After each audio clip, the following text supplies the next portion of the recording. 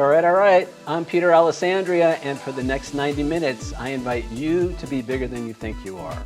If you're new here, welcome. If you've been here before, welcome back.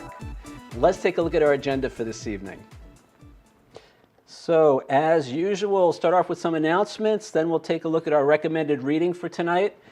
We have our affirmation of the day, then we'll do some introductions and victories. That's an opportunity for people who are new to introduce themselves or for people to share their victories or celebrations from the past week.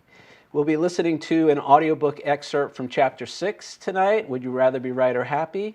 Come back after that for our topic discussion, take a break at about 8:15 or so, come back, work on our assignment, do some Q&A, and then wrap everything up by 9 o'clock-ish. Reminder that today's workshop is being recorded and will be available on the BeBiggerToday.com website and YouTube channel within the next 48 hours. Please feel free to stop your video or mute your microphone if you do not wish to be seen or heard on the recording. Only have a few copies left. Be Bigger Than You Think You Are, first edition author-signed paperback. Save 20% by using the discount code WORKSHOP20 at checkout at BeBiggerToday.com/book. While you're there, check out my photo book, New York Cityscapes. This is a collaboration between myself and 6 other New York City area photographers. We each have our own unique take on the New York City skyline and all the landmarks and sites that make the Big Apple what it is. You can get a copy of this on my website as well for only $16.95 at BeBiggerToday.com/bookstore. And I still have the audiobook available for pre-order. I am working on this, hope to have it available by June 1st. It is 595 minutes, which is 5 minutes short of 10 hours. It's available for pre-order at $9.99 at BeBiggerToday.com/bookstore. The audiobook and the paperback come with a money-back guarantee. If you don't love them, you just let me know and I'll send you your money back. But I know you're going to love them. While you're there, check out some merch, hats and t-shirts. Save 20% with the discount code MERCH20 at checkout at BeBiggerToday.com/merch. And I also have my original art and photography. These are original, professionally framed, gallery-wrapped canvas prints in various sizes of my original cityscape, landscape, and abstract images. And I have a quick commercial for you guys.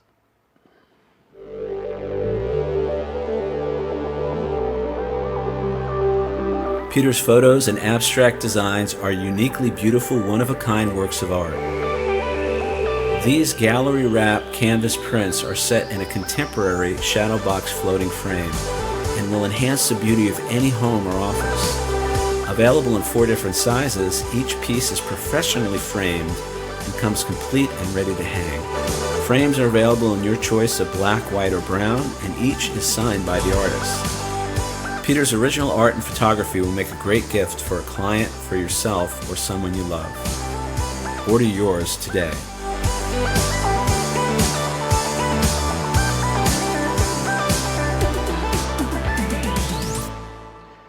All right, you can check that out at BeBiggerToday.com art-photography. And also have some refrigerator magnets. Oop, what happened? These are my New York City refrigerator magnets, my original photos on New York City souvenirs. I have a whole collection of them. These are high quality, top of the line refrigerator magnets. So they come in sets of 1, 3, or all 11, and you can order them at BeBiggerToday.com/merch. I have a new podcast for you guys. This is an interview I did with Richard Dugan at Tell Me Your Story. Richard has been around for many, many years in the California, Santa Barbara area. He has a great series of podcasts that he's been doing for many years. It was an honor to be included on his show. This is about, I think it's a little over an hour. And if you go to my website, BeBiggerToday.com, right on the homepage, you'll see this photo. Click on that, and it will take you directly to the podcast. So check it out. And I'm available for one-on-one coaching and or corporate consulting. So if you're a creative person and you would like to get some help with your creative endeavors, if you're a writer, a photographer, an artist, or if you have a company or work for a company and you'd like me to come in and speak to your sales team, your management team, and help them be bigger than they think they are, let me know. Reach out through the website at bebiggertoday.com and we'll set that up. And finally, I'm accepting donations. I'm looking for support to continue to offer the workshop at no charge and keep it open to everyone who'd like to attend. A suggested donation of $5 per week or $20 per month can be made to paypal.me/Peter Alessandria. And thanks so much for your support. All right, so our recommended reading for tonight, speaking of money, the title of this book is Money Love, How to Get the Money You Deserve for Whatever You Want. This was written by Jerry Gillies. It was published in 1985. Now, unlike a lot of the books that I feature here, I didn't actually read this when it first came out. I think I found this book within the last 6 or 8 months. And it's a great little book. It's a little tough to find. I think you can find paperback copies on eBay or Amazon. Unfortunately, Jerry passed away, I think, in 2014. And I believe at the time he was working on an audiobook for this book, but it never actually got finished. I also found a PDF online. And if you have a PDF reader on your phone or on your computer, it can read it back to you. So it's almost like an audiobook. In any event, this is a great little book. I love the confluence of the words money and love. And a big theme of his in the book is, we can love our money. We can love having money. We can love spending money. He talks about making money a joyful thing. He talks about, and he talks a lot about our mindset. In fact, I have a couple of quotes here. So he says that wealth is an attitude. He says poverty is equal to a lack of self-esteem. Where you put your attention is what gets nourished in your life. And this is something I've talked a lot about, and I'll talk a lot more about actually in Chapter 7. Whatever we give our attention to is what expands in our lives and in our consciousness. He says poverty comes to the person who is emotionally and intellectually prepared for it, while wealth is attracted to the person who's ready to accept, expect, and most importantly, enjoy it. He says the most prosperous and the most abundant people are the ones that can enjoy their money, that can enjoy their wealth. Many of us, I think it's true for me at least, have had and continue to have a fearful relationship when it comes to money. We look at money as, in terms of scarcity, not enough, and all of that. And that creates a negative relationship with money, and a negative relationship with money creates a negative experience with money. He goes on to say that money problems are not problems at all. They're just results that are dissatisfying. If you get a result that doesn't satisfy you, it's because you're doing something to achieve that result. Which means many people, so we have to stop doing whatever we're doing that's giving us the result that we don't like. It seems obvious and it seems like common sense, and yet I think many of us miss that connection. He says many people want their money problems to be solved without changing what they're doing to create those problems in the first place. He says this will never work. So it's kind of what I've been saying all along in all aspects of our lives. We have to reprogram. We have to change the thinking, because it's our thoughts that lead to our feelings that lead to our words and actions, and our words and actions that lead to the outcomes that we experience in life. Now, that's as true with money as it is with relationships, as it is with friendships, as it is with health. So it's very helpful to be conscious and aware of the thoughts that are driving us, that are running our lives, and then to consciously and deliberately reprogram those thoughts if those thoughts are not serving us, if they're not moving us closer to where we want to be. So obviously, I'm in agreement with a lot of what Jerry has to say in this book. Again, it's called Money Love. Apparently, there's not an actual website that you can go to. It looks like there is a website, but I don't know that it's actually Jerry's website. And as I said, he passed away I guess it's almost 7 years ago now. But you can find copies of this book on Amazon and, as I said, on eBay and elsewhere, so check it out. Moving on to our affirmation of the day. I can take care of myself in all situations and with all people. Now, I actually think we did this affirmation way back when, a few months ago, actually close to when we started the workshops back in July of last year. And I wanted to come back to this because I really think that, first of all, this is an affirmation I need in my own life right now. I have several challenges that involve me feeling like maybe I can't take care of myself. And when I feel like I can't take care of myself, that brings up the feeling of fear. And so thoughts lead to feelings. Fear creates, the feeling of fear creates, negative words and actions. And I end up with negative results. And it comes from this idea. Remember, there are two core questions that many of us are faced with throughout at various times in our life. We talked about this in chapter 4. Are, am I safe and am I loved? And so, and we did talk about fear, and I spent a lot of time in chapter 4 talking about the basis of fear. And so my definition of fear is an emotional response to a perception of myself as powerless and or unlovable in a given situation. So I have an idea about myself. It's based on my past experiences. It could be based on my childhood experiences. It could be based on the story that I tell myself every day about who I am, what I'm capable of, what I deserve from life.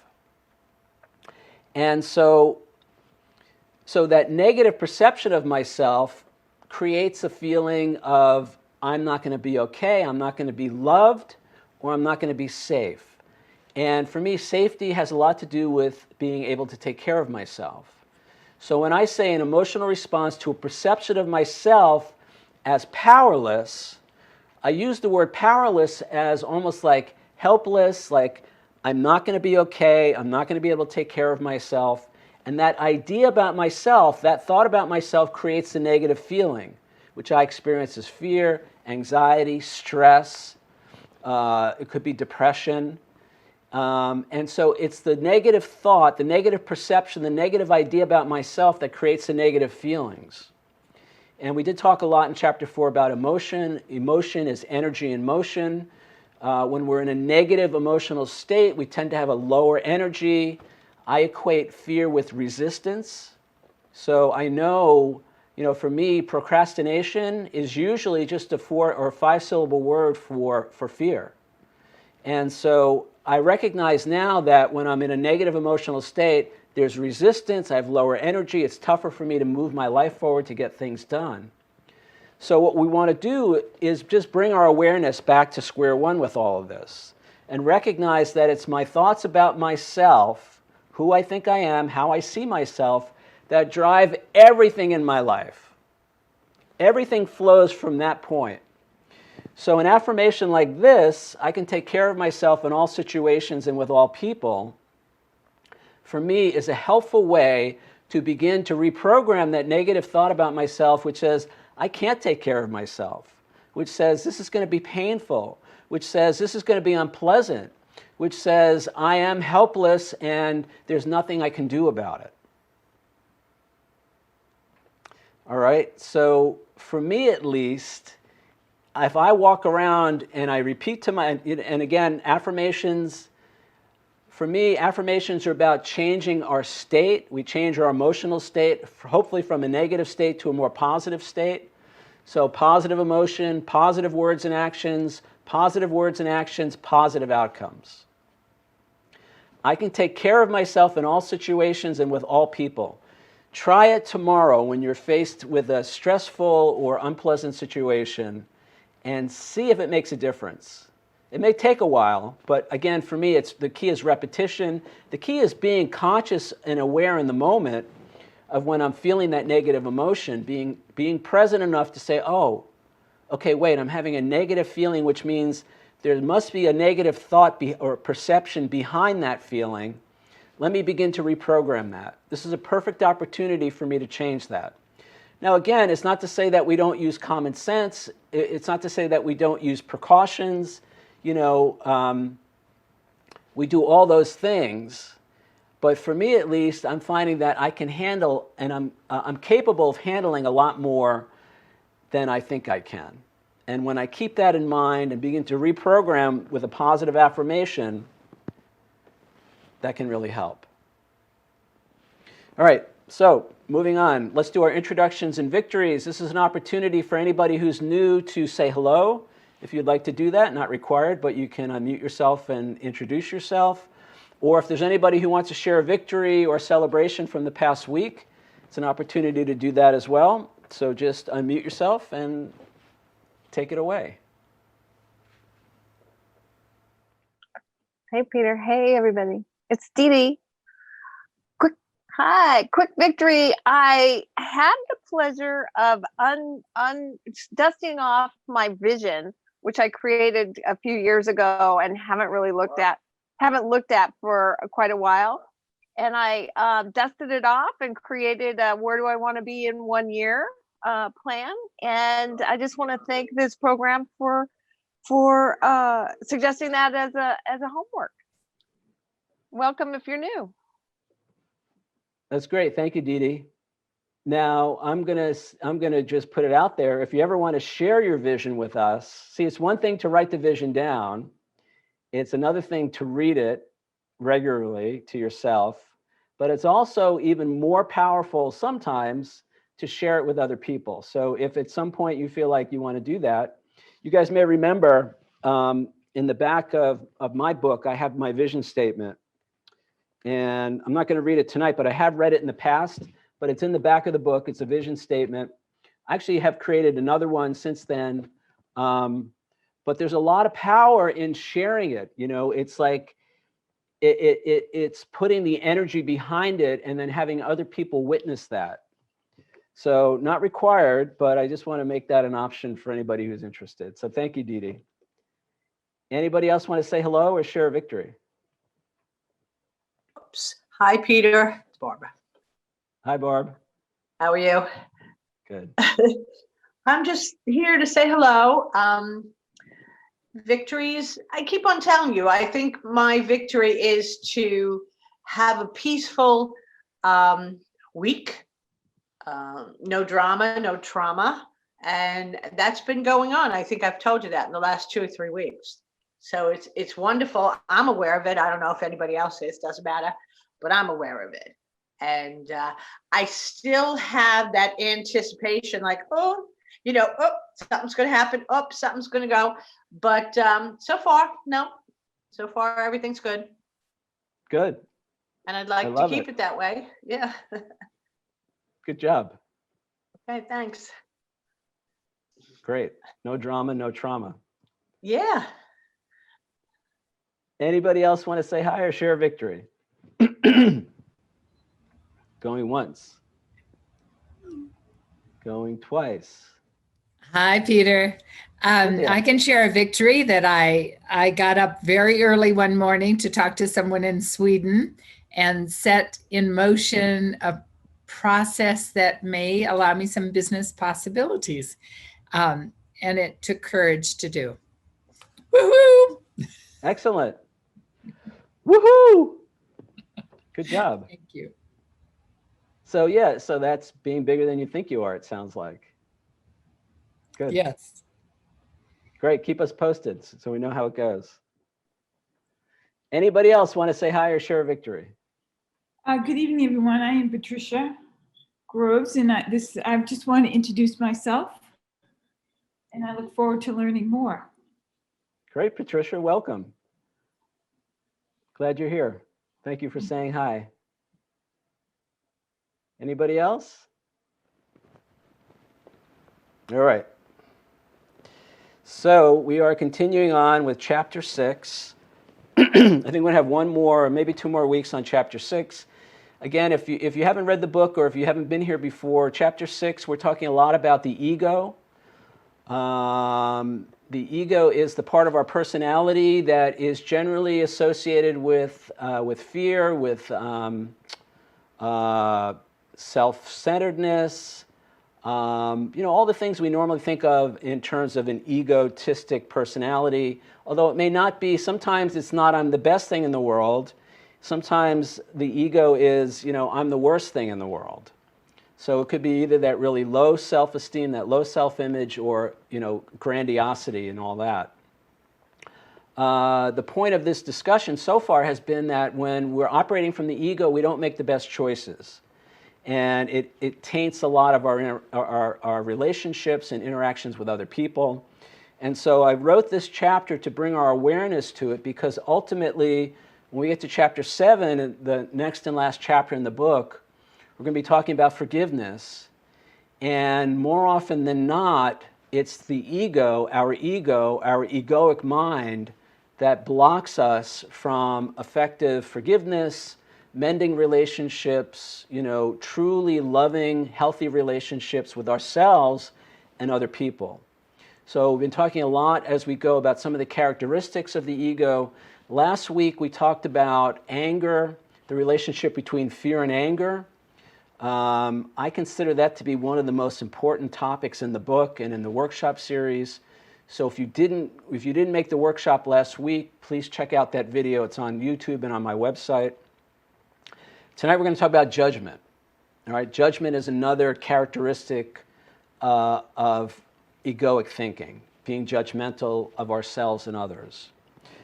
All right, so we're going to jump over now. We're going to do an audiobook excerpt from chapter 6. It's actually a pretty quick excerpt tonight. It's only about 3.5 minutes. So let's do that, and then we'll come back. Judgment. I mentioned judgment earlier when we spoke about projection. Our ego thrives on assigning guilt and making others wrong. Judgment is our subjective determination that someone or something is bad, and not in a Michael Jackson kind of way. Rip MJ, sad face. Judging anything as bad gives us the right to look down upon it, condemn it, and stay separate from it. In essence, we're deciding that person or thing is unworthy of our love. Judgment fosters separation, a key egoic belief, and like defensiveness, it's a coping mechanism. It's an attempt to keep ourselves safe by being separate from others. Judgment is also a way we feel superior. The belief we're better than someone else allows us to justify our negative behavior towards them. Like anger, judgment is a reaction by the ego to feeling threatened. It's about making someone or something else wrong so we can feel like we're right, safe, and in control. When we judge someone, we're attacking them. This may be a silent attack in our own minds, or we may make the attack public by announcing our judgment to others. When we publicly share a negative judgment, we're usually looking for allies in our belief that we're better than the person we're judging. In this respect, the ego, like misery, loves company. Now you may be thinking, okay, so I'm a little judgmental at times. Isn't everyone? I can't really say who is or isn't judgmental, but I will say for me, when I notice I'm being judgmental, if I look closer, it's usually because I feel threatened in some way. There are two ways our ego feels threatened. First, since the ego lives by comparisons and is inherently insecure, it's almost always afraid other people are better than us. Not wanting to feel less than, the ego quickly turns around and judges the other person first. Second, the ego is secretly afraid we're just like the person being judged. Recall we said earlier, we don't react strongly to negative traits in others unless we're concerned those traits are true about us as well. This means if the other person is unworthy, we must be unworthy too. Being the same as someone else means we're not better than them. This is one of our ego's biggest fears. Because the ego's position is so tenuous, it will latch on to any or no reason at all to judge another person. Think of all the shallow and inherently trivial reasons we judge others: where they live, the car they drive, the clothes they wear, etc. The ego is so insecure it strives to convince itself that even the most superficial things make it better than anyone else. Judgment is another good example of why it's so important to be aware of who we think we are in each moment. When we judge someone else based on something as trivial as the clothes they wear, we must really see ourselves as less than. Yet we usually have no idea that we're reacting to our own sense of inadequacy when we judge someone else in this way. Remember, our judgments define us, not the other person. Once again, this is a massive call to consciousness. We have to become so aware of how we see ourselves that our programmed habit of judging other people won't pass by unnoticed. Now we know better. Judgment is never about the other person or the situation. It's always about how we see ourselves. Use that bit of knowledge to undo the do-do that you've been doing for so long. The people in your life will thank you for it, and you'll thank yourself. All right, so that's the audiobook excerpt for tonight from chapter 6, talking about judgment.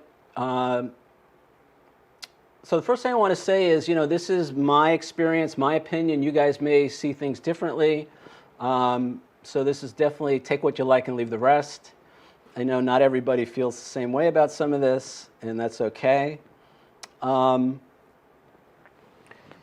When we talk about being judgmental, in most cases, I'm talking about the negative side of judgment. Obviously, this is not about, using discretion or using our good judgment to make good choices and decisions. This is what we're more in line with, and it should be obvious, in line with condemnation, being judgmental in a negative way of other people and ourselves. Because we can judge ourselves.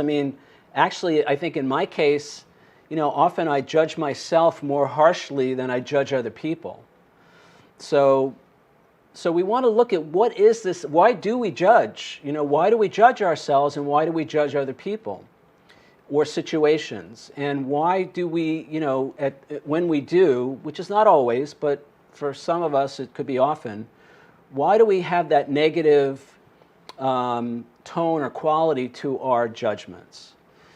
So let's look at it quickly, a dictionary definition here. So being judgmental means having or displaying an excessively critical point of view. Now, being critical, has negative connotations in most cases. We're probably not talking about constructive criticism. This is, the intention behind judgment, being judgmental in this way is, I think, for me, I can speak for myself, it's almost to try to hurt somebody else, to cast negative dispersion on somebody is not being compassionate, is not being understanding, is not being accepting, is not being open-minded, is not being forgiving, is not being friendly. And so, and I notice that when I have a strong opinion, if I look behind that, a strong negative opinion, if I look behind that, there's usually something going on within me about how I feel about myself. So it's my contention that judgment is a reaction by our ego to feeling threatened. It's about making someone or something else wrong so we can feel like we're right, safe, and in control. Now, it's not always obvious that we feel threatened. I'll speak for myself. It's not always obvious when I feel threatened. I have a kind of a subconscious thing going on where, we'll talk about this in the next slide. There's an insecurity. I'm not good enough. I'm not worthy. I don't have what it takes. And when I see somebody else who I think is better than me or superior or something like that, I'm going to try and take them down a notch because I don't feel good about myself. See, if we don't feel good about ourselves, it's hard for us to feel good about other people. And the ego, our ego, is threatened by almost anything that it interprets as causing us to be less than, to be not good enough. Yet the whole basis of the ego is this insecurity, this feeling that, and many of us, again, I'll speak for myself, I try to cover up that insecurity with grandiosity, or trying to impress people, or trying to get people to like me, or, I have to put someone else down so I can feel good about myself. It's kind of what we're talking about here. Now, I don't do this nearly as much as I used to, and when I do it now, I'm more conscious, and I try to bring the focus back to me. Why am I feeling that? Why do I feel I have to take somebody else down so I can feel safe or in control? Now, I know for me that, for me, judgment is a coping mechanism. It's the way I look at it. Now, I come from the world of 12-step recovery, and we talk a lot about character defects. And in particular, in steps 6 and 7, we look at our character defects. And the thing that I've noticed is that in many cases, those defects of character, which include things like judgment, dishonesty, inconsideration, selfishness, there's actually a whole list of them. Defensiveness, for me, is a character defect. I employ those things as strategies. They're kind of like coping mechanisms because I don't know how else to take care of myself in that situation. Remember the affirmation for today, of the day today, I can take care of myself in all situations and with all people. Well, if I don't feel that that's really the truth about me, if I feel like I'm not going to be okay and I can't take care of myself, I default to these coping mechanisms. So if I feel threatened by you, one strategy that I might have is to judge you as unworthy, as not good enough, as less than, so I could feel a little bit more secure, a little bit more safe. Of course, it's a false sense of security, and of course, it does not promote in any way intimacy or love in our relationship. But it's a reaction, and it's a defense mechanism. It's a coping mechanism. It's a way that I try to feel safe when I don't know another way to do it. Now, a key part of judgment is separation, and that's actually a key element of our egoic mind, is this belief in separation. And somehow, if I feel threatened by you, then if I judge you as unworthy, if I judge you as not good enough, if I condemn you in some way, then you know what? I don't have to get close to you. And if I don't have to get close to you, then you can't hurt me. So that's why I see things like judgment as a coping mechanism. It's a way for me to feel safe when I don't know any other way to do that. And in an odd way, it's not in an odd way, it's my dysfunctional way of trying to take care of myself in a situation when I don't feel safe. Now again, I say this over and over again, we're not making excuses for other people's inappropriate behavior. If somebody is acting inappropriately, we do whatever we need to do to take care of ourselves. We don't have to fix other people.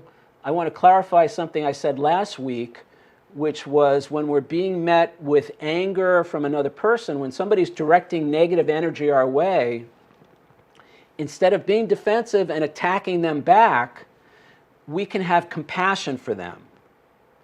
And what I meant by that is we can have an appreciation, we can have an understanding that, as we said last week, what I believe is almost always behind anger is fear.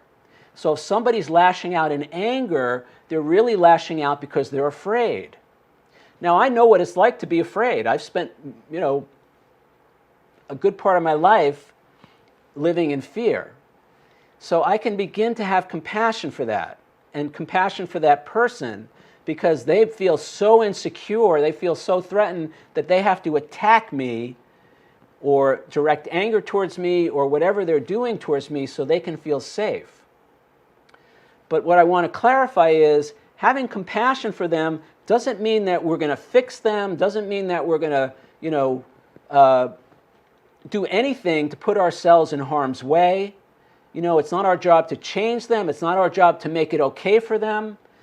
When I talk about compassion, it's almost an internal process.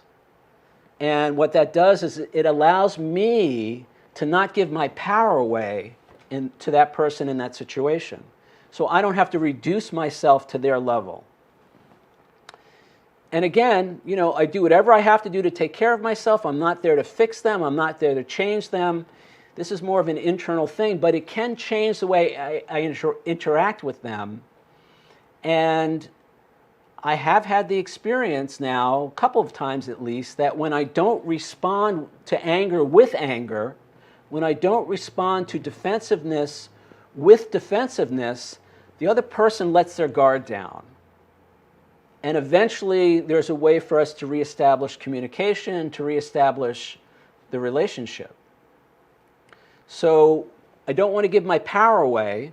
I still want to take care of myself, and I can do whatever it takes to take care of myself if somebody really is being unloving, inappropriate, harmful, abusive. None of this is about, we don't ever have to take abuse from another person. And in my egoic mind, what happens is I take all of that personally, and then I want to fight back. I want to attack back, or I want to feel like a victim. I want to feel sorry for myself. I want to get even, passive aggressive or something like that. I'm suggesting that as we begin to become more aware of how the ego operates, we will have different options in those situations. We'll be able to make different choices. And when we make different choices, we have different outcomes and experiences, and that's how our life changes. Again, coming back to the recommended reading for tonight, he says in the book that, people want to solve their money problems without changing their money habits, without changing their behaviors, without making new choices and decisions. We can't change our life if we're still making the same choices and decisions. And our choices and decisions are a function of our thoughts and our feelings. So we want to go all the way back and change the thoughts, change the perceptions, and in particular, change our perception of ourselves. If I believe I can take care of myself in all situations and with all people, then I will be much better able to cope with somebody who's directing negative energy towards me. Somebody who's angry, who is, somehow inappropriate. I will not as probably as quickly lash out, engage with anger, engage with defensiveness and all of that. So we're trying to reprogram so we can have new experiences, make new choices in the moment. All right, and as I said earlier, in my opinion, again, it may be different for you guys, judgment often is an unconscious attempt to cover up our own sense of inadequacy. So I know for me, for many years, and I talked about this in chapter 3, I think, chapter 2 or chapter 3, I would often compare myself to other people, especially people who I thought were successful or attractive or who had something that I didn't have. And I would compare myself to them and I would come up short. I would feel less than, I would feel not good enough. And so the way that I cope with that was to find some way to take them down a notch. Of course, this is only in my own mind, and judge them as unworthy or, make a negative comment about the way they're dressed. I mean, I know I'm in my ego when I'm making fun of how somebody else is dressed. All right? I mean, look at me. I make fun of other people and how they're dressed. That's kind of a joke. But the point is, it's like being aware that the only reason I'm judging somebody else, condemning them, bad-mouthing them, gossiping about them, is because I feel insecure. I feel threatened. I feel not good enough. I feel unworthy. So judgment, for me at least, again, you guys may have a different experience with all this, but it's my way of covering up that sense of inadequacy. Now, this is, again, my opinion, but I feel pretty strongly about this, that my judgment is never about the other person or the situation. It's always about me and how I see myself. So, again, if you're new here, a basic premise of my book is, how we see ourselves determines everything. It's impossible to act in a way that's inconsistent with our predominant thoughts and beliefs about ourselves. Now, the main problem with that is we're often not aware of those subconscious, often negative thoughts and beliefs that we have about ourselves that run our lives every day. We've dissociated from them, they're in the subconscious, and yet they're running our lives and we're not aware of it. And we do all kinds of other things to have a different experience. We try to change other people, we try to fix other people, we attack other people, we try to change or fix our habits, our behaviors. But until we change how we see ourselves, until we change our self-image, it's impossible to change behaviors, our own behaviors, in any meaningful way, because those behaviors, those choices, those decisions, those actions, the words that we speak are all driven by this self-image, this concept of ourselves, this idea that we have about ourselves. Now, for some people, hopefully there are some people out there who have a predominantly positive self-image, I'm working towards that every day, reprogramming the negative thoughts and beliefs that I have about myself. And I guess there are some people who, come into their adult years and they have that firmly implanted positive sense of self. That's great. But for many of us, and again, I'll speak for myself, I recognize that there's still negative, and we're talking about not good enough, unworthy, unlovable, not capable, they're not going to like me, I don't have what it takes. In a lot of ways, this is the mentality of a child. And we've talked a little bit about codependency in the past. And I recognize that a lot of this low self-esteem is closely correlated with codependency, at least as I understand codependency. And the reason I mention that is there's a woman, her name is Pia Melody, she writes a lot about codependency. She says that codependency is the disease of immaturity. So when I'm in that codependent state, it's an immature state. It's a young child. The way they see themselves, young children are egocentric. Young children think that everything is about them. It's their fault.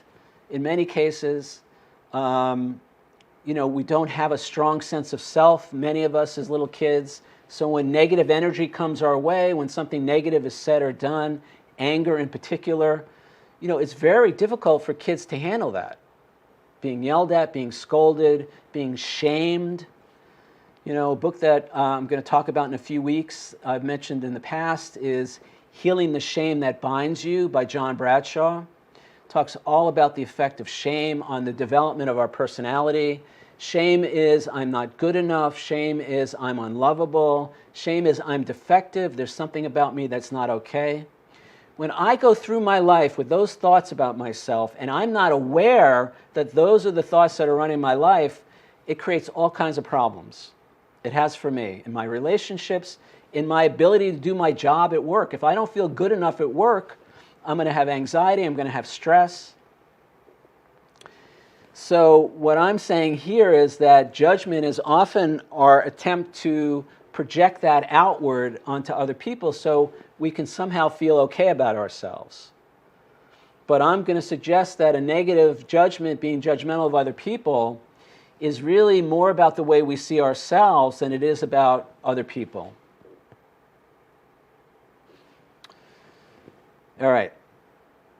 So this leads us to our workshop assignment for tonight.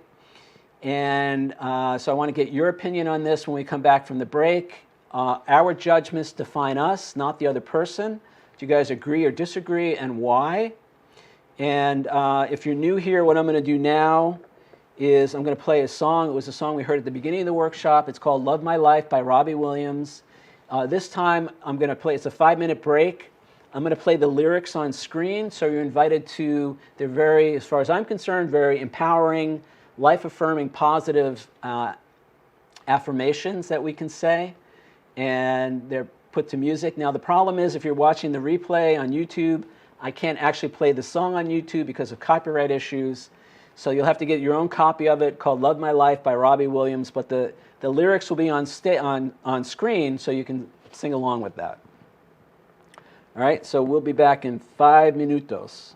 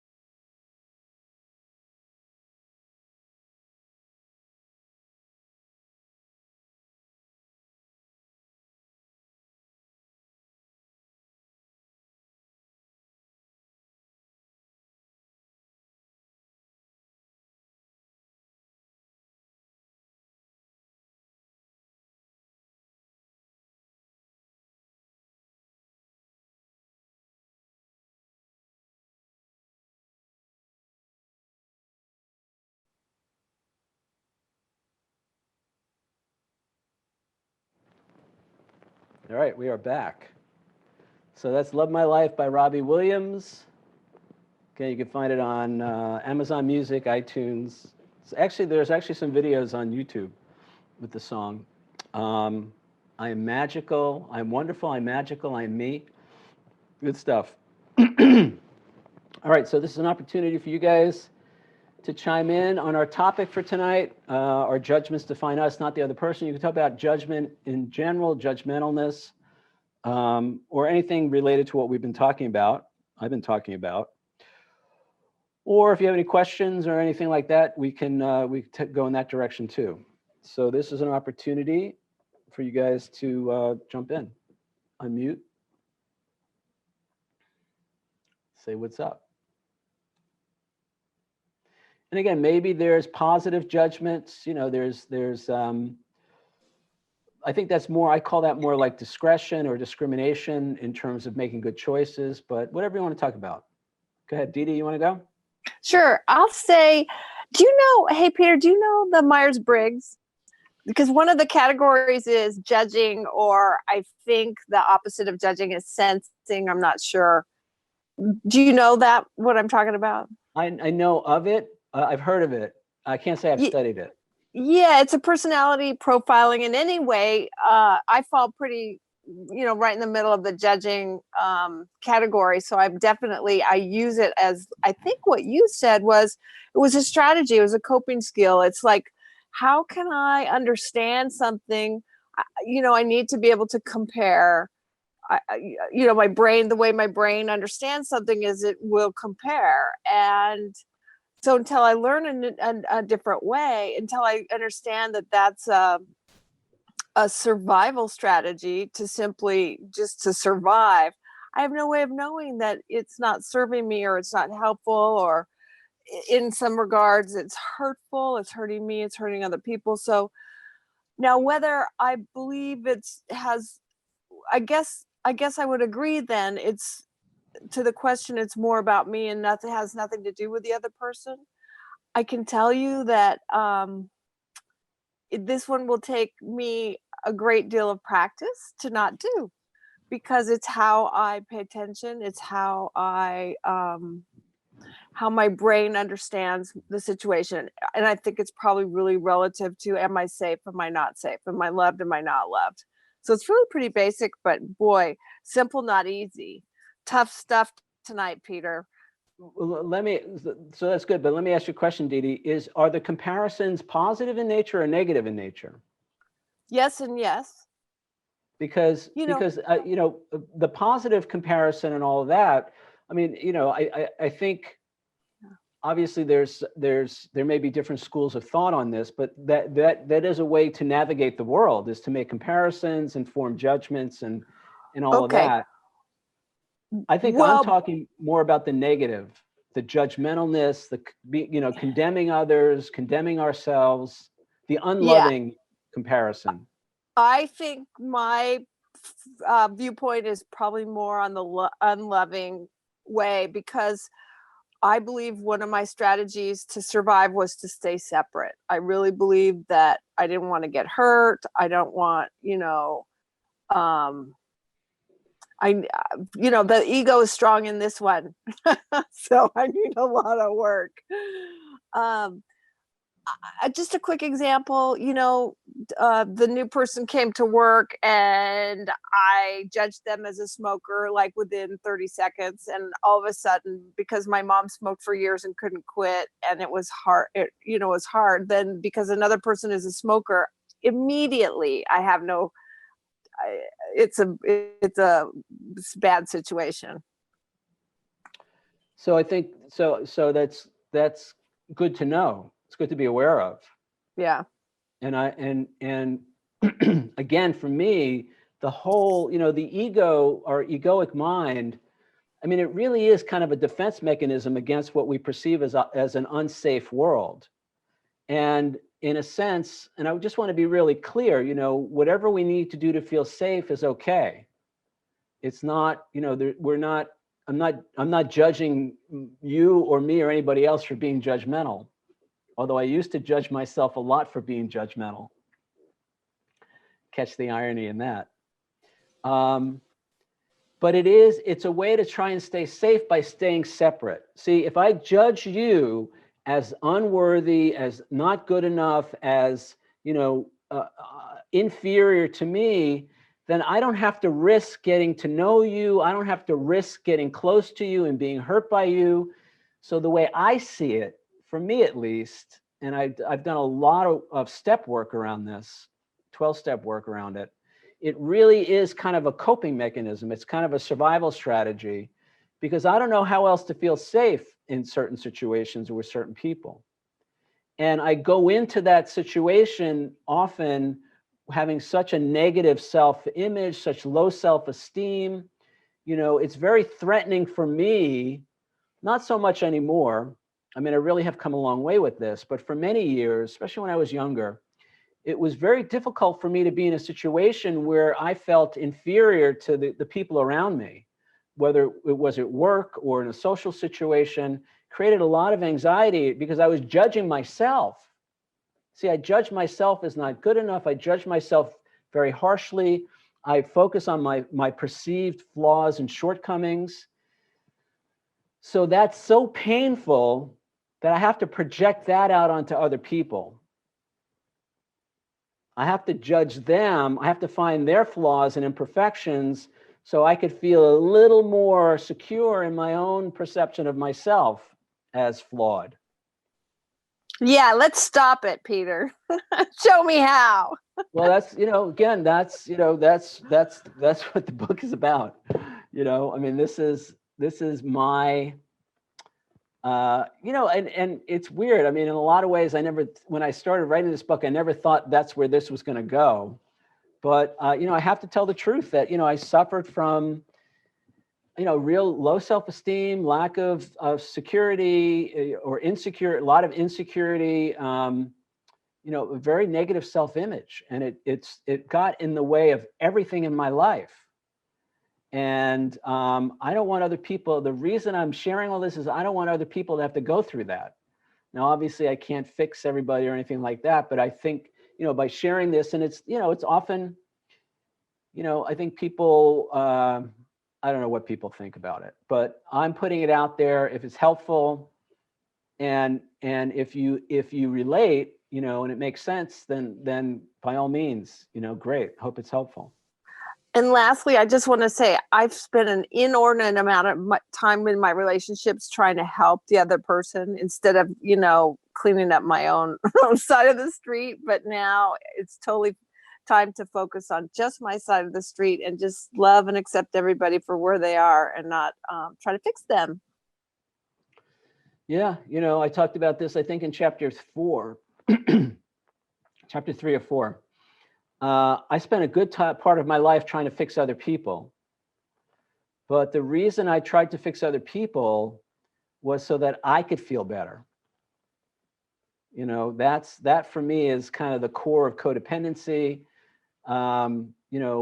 If I could make your life, if I could solve your problems and relieve your pain, then I felt valuable, I felt worthy, I felt important, but most of all, I felt powerful. And as I said in chapter 4, I only have 2 problems. I perceive myself as unlovable, and I perceive myself as powerless.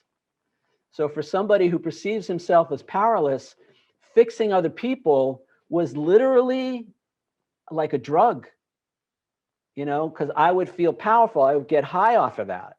Even when I was just an attorney, when I was practicing law, if somebody would call me up and they say, I need your help, I have a problem, it was like somebody put a needle in my arm. Because now I got to be valuable, I got to be important, I got to fix their problems, I got to solve their problems and relieve their pain. That must finally make me a valuable, worthy, worthwhile person. And if I could influence them in a positive way, that meant I was powerful. Complete insanity, and created so many problems in my life, I can't begin to tell you. Actually, in chapter 7, you're going to hear a first-person account of a story of a relationship with one of my legal clients. back in the day that was born out of exactly that, and how I learned about boundaries as a result. So it's all in there. It's in chapter 7. But so, and again, here's the thing. None of this makes me, makes you a bad person. None of this makes me defective. I don't really like the term character defect. I like to think of it more as survival strategies or survival traits, because it doesn't make us, it's just, we're doing the best we can, and what I saw modeled as a kid, in my family, the strategies that I picked up, they were coping mechanisms. It was a way for me to matter in the family. If I could fix people in my own family, then somehow I felt safe and/or I felt loved. That's why those two core questions, it's so important. What is motivating me in this moment? What is driving my thinking, my feeling, my words, and my actions? Is it this fear that I'm not safe? Is it this thought that I'm not loved, that I'm not lovable? And what can I do to begin to reprogram that? So good work, Dee Dee. Thank you. You want to say anything else? Good? Okay. Anybody else want to chime in, talk about judgmentalness of ourselves or others? I don't know if she was going to or I'm on, but go ahead, Barb. You're on. Bob. All right. It's funny.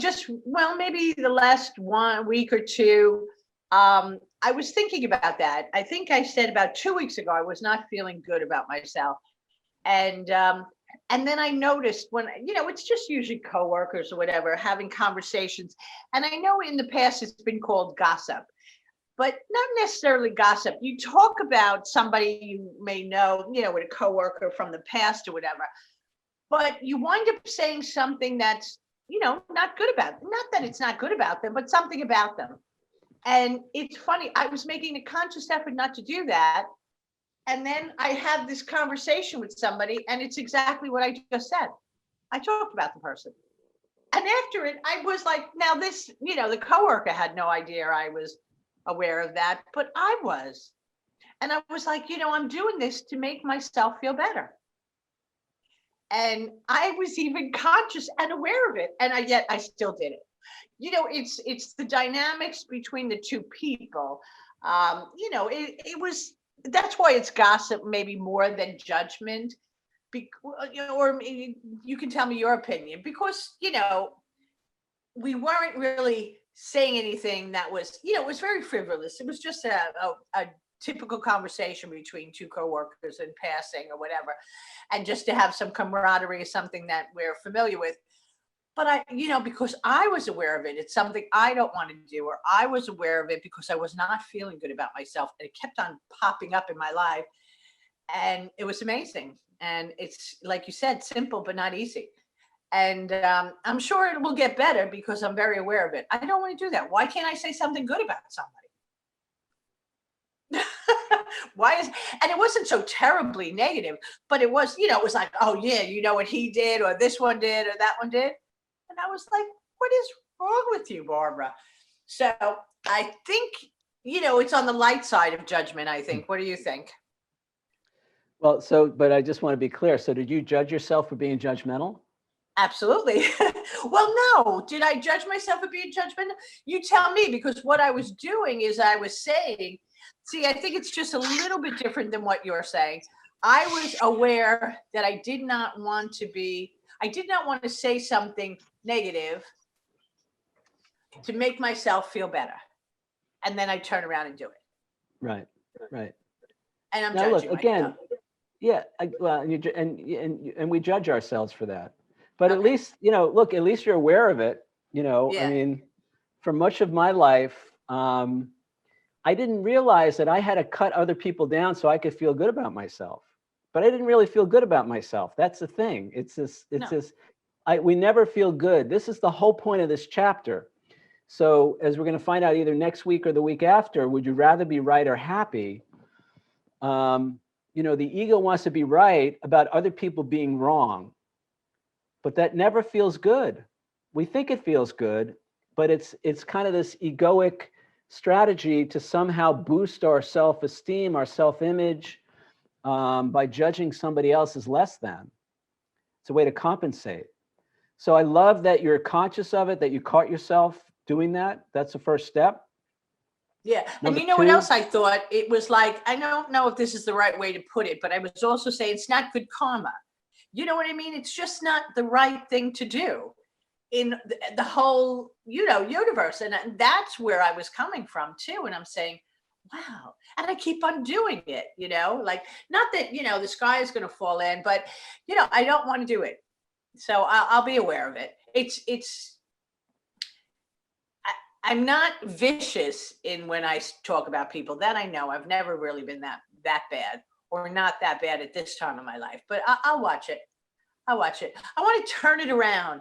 And when we're talking about somebody, I want to say something completely positive, wonderful about that person we're talking about. So I'll let you know. Yeah, that's beautiful. That's a great strategy. Yeah. now, Instead of bringing up those little things that they did, and it bothered you and it bothered me, but I'm going to try. I am. Yeah, it's what we focus on, and again, if you ever read A Course in Miracles is very clear. We see in others all that we have not forgiven in ourselves. So the only reason something upsets me about another person is because it's something that I haven't accepted in myself. It's something that I judge myself about. This was the whole point. I think it was earlier in this chapter, the whole point of the archery example, where it's like, we judge ourselves, well, actually, that wasn't the archery, that was something else. So this is, we see in other people, as I see, another thing the Course says is, as I see you, I will see myself. It's like we project onto other people the things we don't like about ourselves. Now, in some cases, we also project on other people the things we do like about ourselves, but that's a lot less common. So, I wouldn't really need to have an opinion about the way somebody else dresses or where somebody else lives or what kind of car they drive if I felt secure in my own choices around those things, or my own secure in myself, my self-image, my self-esteem. Now, the other thing I want to say real quick is, gossip and character assassination. Character assassination was my weapon of choice for many years in many situations with many people, and in particular, I would gang up with another person against somebody else, and the character assassination. That was the way I got even. That was the way I felt.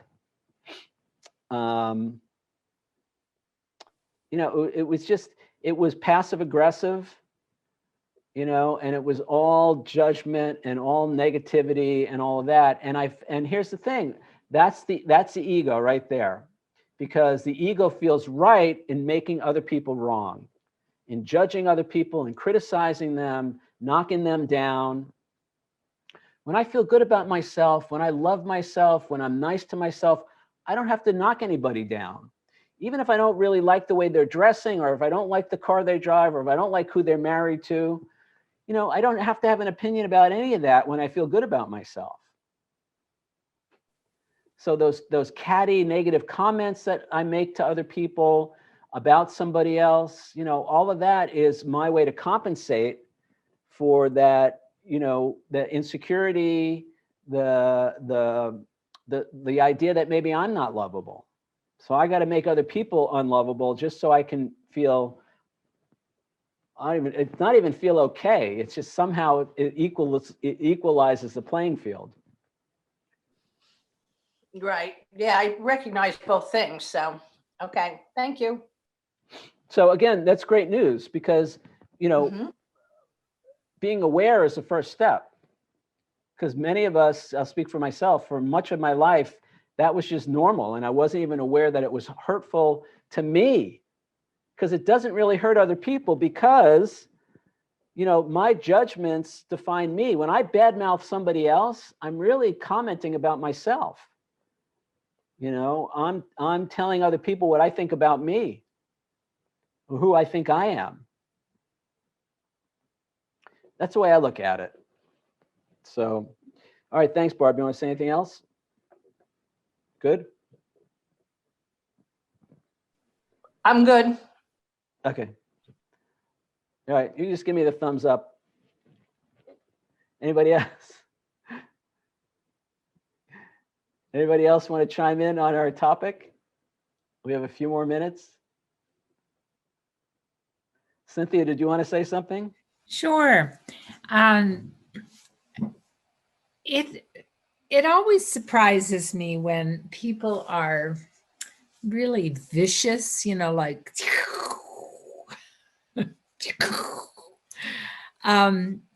and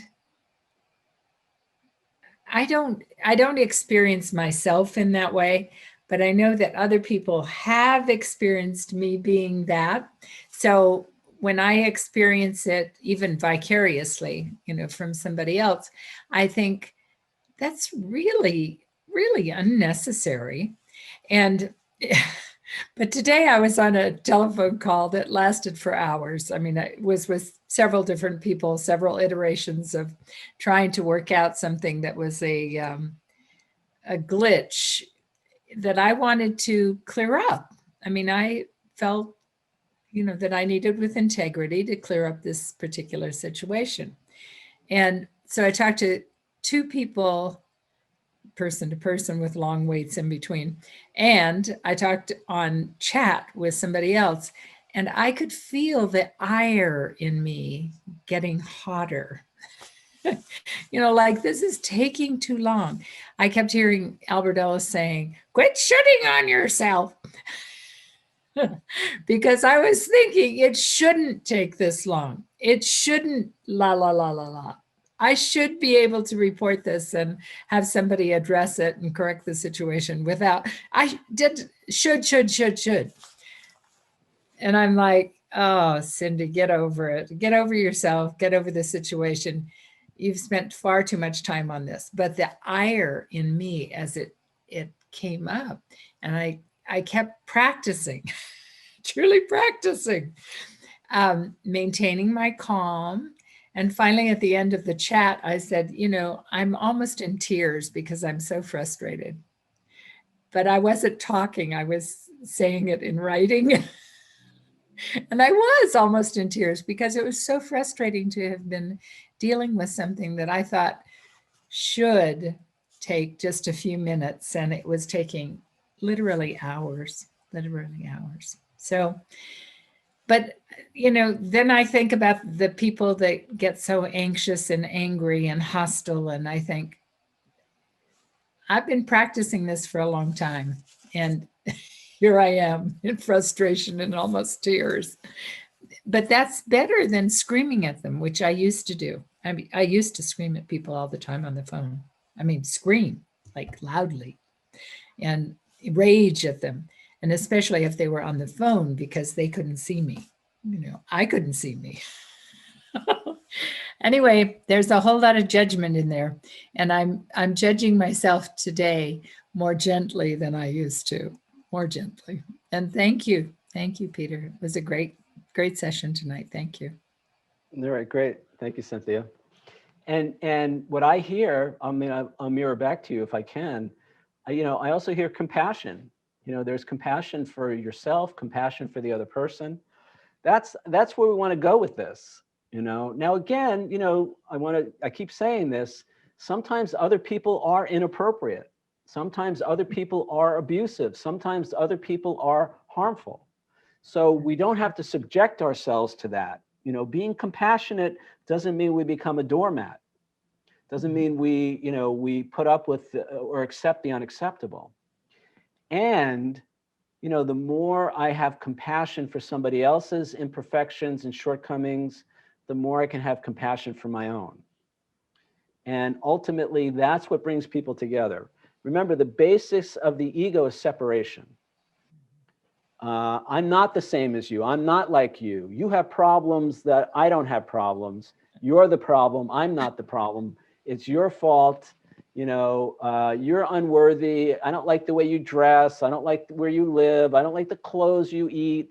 And I'm entitled to sit in judgment over you because, the other thing that the ego has going on is the superiority thing. We're better than everybody else. But it's ironic because at the same moment that we have that arrogance, there's also this insecurity, which is I suck. I'm not okay. I'm not lovable. Nobody's going to like me. Who do I think I am? That's the schizophrenia of the ego. and for most of my life, and I see this in other people, that just seems normal. So what I want to do is bring some attention to the issue and begin to raise our consciousness, raise our awareness. Because again, when we get to chapter 7, there is no way we can do true forgiveness when we're stuck in our ego. The ego is all about conflict. The ego is all about drama. The ego is all about fighting back, attacking,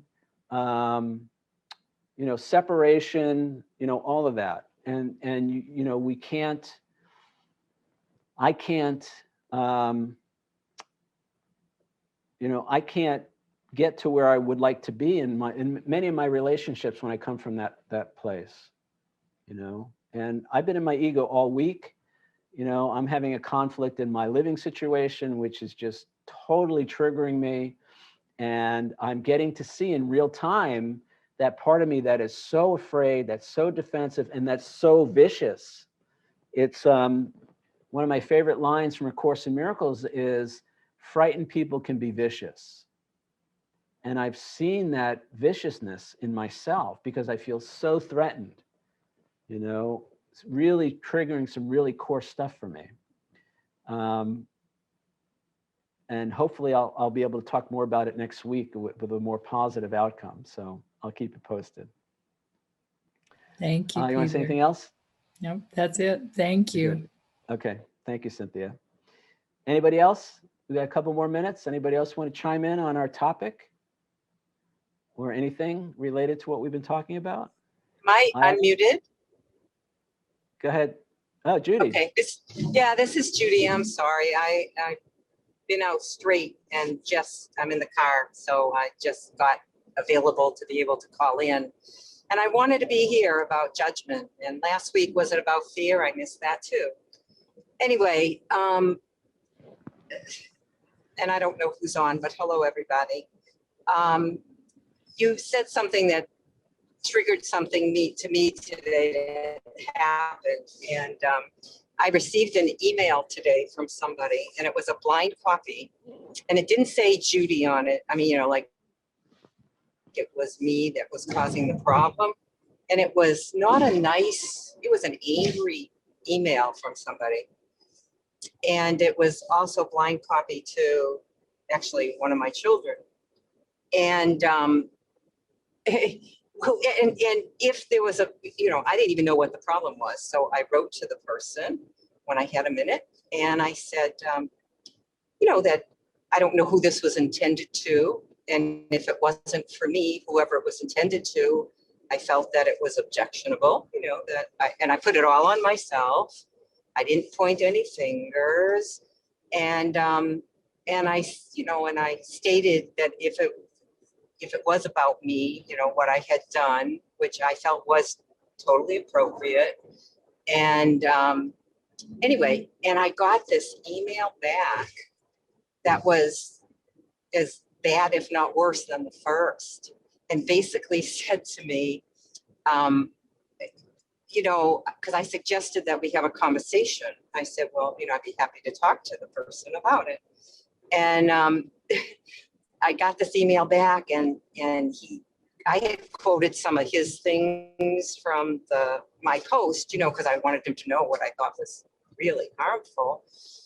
And he did the same back to me on the line and said, well, you answered your own question. So supposedly I knew what I had done wrong, and I answered my own question by saying what I said. And then at the end, basically said, well, the first one said something about being a vulture and wouldn't tolerate a rodeo show like that and would kick me out. And then the next one said something like he got 6 objections about something I had said. Now I still don't know what it is, you know. But he wouldn't talk to me because he said, I know that if I talk to you, you will manipulate my words. And it isn't, basically he was saying it's not worthwhile talking to me. So, and basically said that I could go. Okay. You know, it's a program I'm in. And, you know, I was rather stunned, you know, and I ran it by my child that got it too. And he was really offended by it because all this would have taken was this gentleman to call me up or email me and say, could we have a conversation? Like directly email me. And I would have gotten on the phone with him and talked with him. And I think it could have been cleared up and he could have explained his side and what people might have been offended about. And I mean, I have an idea what it is, but I'm not 100% sure. Anyway, what I'm getting to is that, what I think is this letter was based totally on fear from him. And that, you know, I don't have to be right in this. Like, I'm not sure I'm going to respond to his letter. Let him think what he wants to think, but I'm still showing up. You know, I mean, that's my plan because it's something that I don't think anyone can tell you not to show up in, you know? So, anyway, and I mean, I just feel like he's angry. I mean, and I don't feel I should have put up with this. And by the way, I ran this by another person who I trust implicitly with a lot of more experience than I have in this. And they basically said the same thing. So it's those situations that, you know, I'm not trying to judge this man, but he's very sick is what I think. Very angry. And, you know, I don't need to be a battering ram, quite frankly, but I don't feel it's also, I have a feeling it's not worthwhile responding to because, you know, to respond back to that kind of anger when somebody won't even talk to you, how do you solve a problem? You know, so you know what?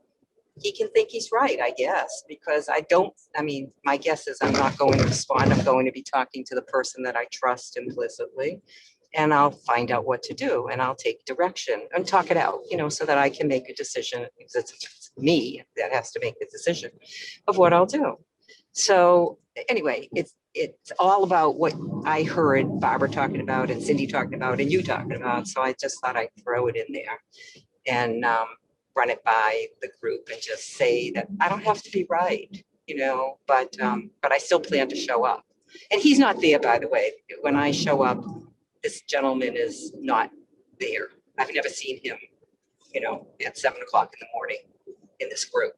So, you know, I don't, you know, and if those people are ratting on me about something, well, that's also their problem, not my problem. Because if nobody can approach me about it, then that's what the problem is. It's all fear, you know, and I'm not and I'm trying not to judge them, you know, but I'm just telling you what you know, I can't be a doormat to this either. Right. Well, so, that's what I was going anyway. That's what I was going to say. That's what you missed last week. We talked about, first of all, let me say I'm really sorry you had that experience. It doesn't sound pleasant at all. And I would also say, totally encourage you to do whatever you need to do to take care of yourself. You know, we don't have to put ourselves in harm's way for anybody, for any reason ever, especially if other people are being inappropriate. So whatever you need to do to take care of yourself, totally okay. And what we were talking about last week was a relationship between fear and anger. And what I said for me is that I found that fear always precedes anger, which means that if I'm lashing out in anger, I'm really lashing out because I'm afraid. Now, I see this in other people, you know, I'm beginning to be aware of it in other people. And I can see that, you know, it's the anger is our way to compensate, to take care of ourselves when we don't feel safe. And for many people, we don't know another way to communicate that doesn't involve anger when we don't feel safe. So again, it's not your job to fix this other person. In my opinion, it's not your job to put yourself in harm's way. And when we begin to understand what motivates anger and where we're coming from, and seeing that in other people, that's where I was talking before about maybe beginning to have compassion or understanding. Again, not to fix somebody, it's an internal thing. And it's like, I don't have to be offended anymore, or not as much, when other people direct negative energy my way, because I understand that, this is what they say in program, hurt people hurt people. If somebody's attacking me, chances are pretty good that they're not in great shape. Healthy people don't have to attack other people when there's a difference or a conflict. So I would say, whatever you need to do to take care of yourself, totally okay. Not your job to fix this person. And, when I begin to recognize this pattern in myself, and I see it in other people, that behind the anger is almost always fear. And what I talked about last week, agree. what I talked about last week, if you may want to go back and watch the video from last week if you haven't, is that when I communicate to somebody that I'm angry, they shut down. Because when I direct anger towards somebody, the natural response, just like when somebody directs anger towards me, the natural response is to shut down or to fight back, to defend, to fight, or to shut down. Shutting down, defending, or fighting back does not promote communication, does not promote conflict resolution, does not promote peace. But when I communicate to the other person that I'm afraid, I'm worried, I'm concerned, I don't feel safe, without accusing them, I'm just saying, this is how I feel, this is how I interpret the situation, I feel afraid, I'm concerned about this, I'm worried about this, and I wanted to let you know, and is there some way that we can communicate on this or resolve this, or whatever.